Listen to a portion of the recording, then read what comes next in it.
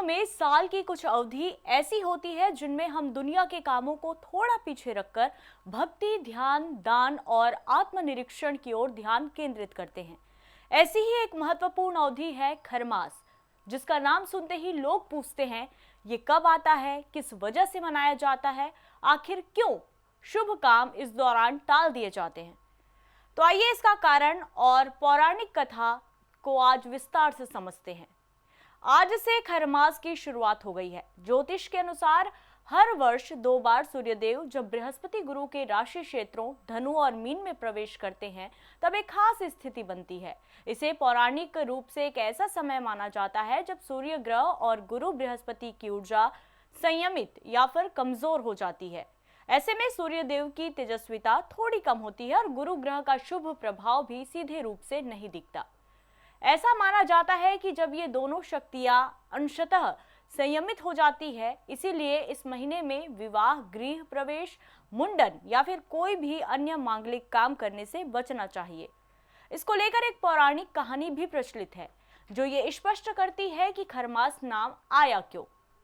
पौराणिक मान्यता के अनुसार सूर्यदेव अपने 7 दिव्य घोड़ों द्वारा खींचे जाने वाले रथ पर पूरे वर्ष ब्रह्मांड का चक्कर लगाते हैं। एक वर्ष ऐसा आया जब सूर्यदेव के घोड़े थक गए। तब उन्होंने कुछ समय के लिए रथ चलाने का काम 2 खरों यानी कि गधों को सौंप दिया। गधे घोड़ों जितनी तेज गति नहीं दे पाने के कारण रथ की चाल धीमी हो गई। इस धीमी गति को ही प्रतीकात्मक रूप से खरमास कहा जाता है, जहां खर यानी कि गधा और मास यानी महीना मिलकर उस समय को दर्शाते हैं जब सूर्य की गतिशील ऊर्जा धीमी या संयमित होती है। लेकिन इसका मतलब ये नहीं है कि ये महीना निष्क्रियता का है।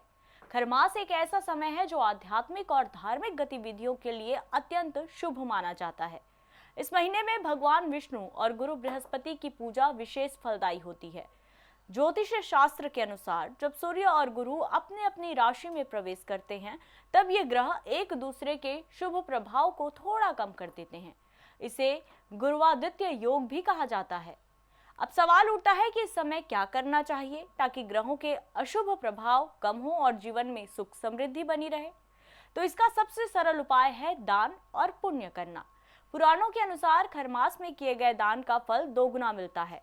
विशेष रूप से इस महीने में आप 5 चीजों में से किसी एक का दान कर सकते हैं, जैसे कि गुड़ का दान जो कमजोर सूर्य और गुरु ग्रह को मजबूत करने के लिए अत्यंत शुभ माना जाता है।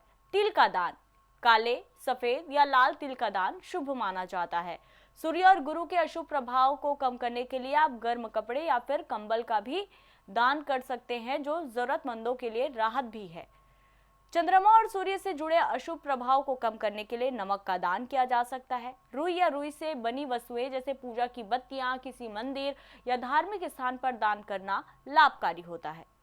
खरमास केवल वर्जनाओं का समय नहीं है। इस समय जन्म लेने वाले जातक अक्सर बुद्धिमान, समझदार और दूसरों को मार्गदर्शन देने वाले होते हैं।